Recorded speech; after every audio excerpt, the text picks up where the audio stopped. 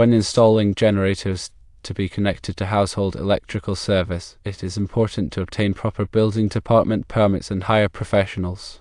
State officials are encouraging Floridians to depend more on their own resources should a hurricane strike. Hearing that message, many have begun purchasing generators and transfer switches that allow those generators to be connected directly to the household electrical service panel. If a system is planned to be installed, it is important to first apply for a permit from the Northport Building Department, and the work must be inspected upon completion. Because installing a generator can be complicated, it is important that a licensed and insured electrical contractor and qualified generator installer be hired to do the job. If you are planning on installing a generator to be connected directly to a home's electrical service, refer your installer and/or electrical contractor to the Northport Building Department guidelines. The city can be contacted at 423.3186 for any questions. A standard city permit application for installing a generator connected to a home's electrical service costs $40.0 plus any applicable surcharges. Documents required at time of application include firstly, a site plan showing the generator's location, secondly, the location of the generator's fuel source and the type of fuel to be used, thirdly, manufacturer's specifications, fourthly, an itemized list of the electrical loads to be served, including any motor loads using motor startup current. Fifthly, diagrams of feeders, including the size and type of conductors to be used. Florida Power and Light should be contacted before installation. If it is necessary for the electrical service to be turned off, or if access is required inside the meter enclosure, the homeowner or installer must contact to arrange for disconnection of the electrical service. The toll-free telephone number for FPL is 1-800-226.3545. After the installation, contact the Northport Building Department at 423.3186 for the required final inspection of the work. The city must approve the work before FPL will restore power to the premises. Guidelines for portable generators with manual transfer equipment state that permanently installed equipment for the connection of a portable generator must comply with Section 702.6 of the 2002 National Electrical Code. The manual transfer equipment will require an interlock device suitable for the intended use. This device must be installed to prevent the inadvertent interconnection of the normal and the optional system supply. The connection device must be a Underwriters Laboratories Standard 231 listed power outlet. The backfeeding of electrical outlets within the home is not permitted. Guidelines for permanent generators with manual transfer switches state that permanently installed generators with permanently installed manual transfer equipment must comply with the provisions for portable generators or use a listed transfer switch or panel board.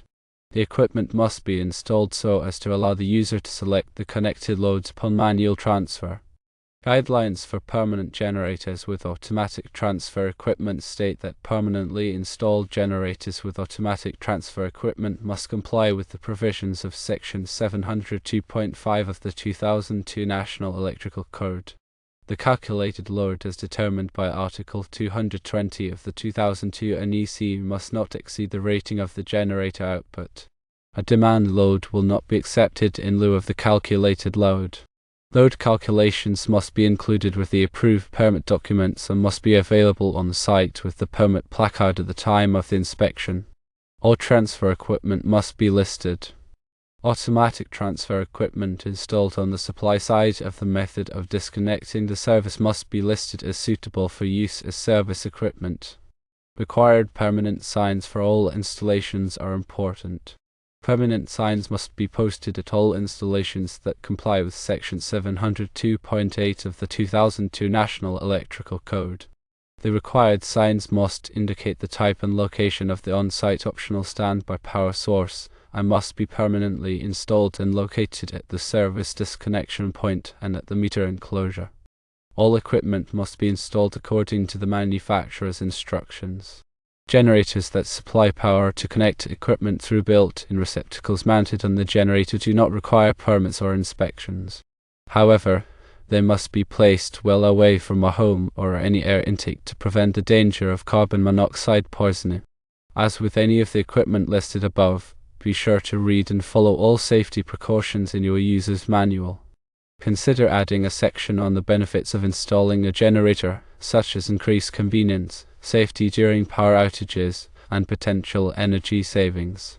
Also, provide details on the process for contacting Florida Power and Light for disconnection of electrical service if necessary. A timeline or estimated time frame for the permit approval and installation process should be included. The importance of proper ventilation and carbon monoxide safety when using portable generators with built-in power receptacles should be emphasized.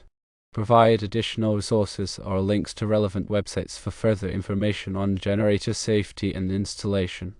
The article provides clear and concise information on the permit requirements and installation guidelines for generators to be connected to household electrical service.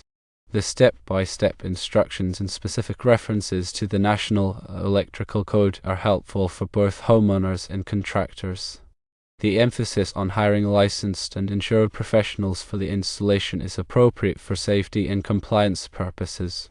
The inclusion of guidelines for different types of generator installations, portable with manual transfer equipment, permanent with manual transfer switches, and permanent with automatic transfer equipment, is comprehensive.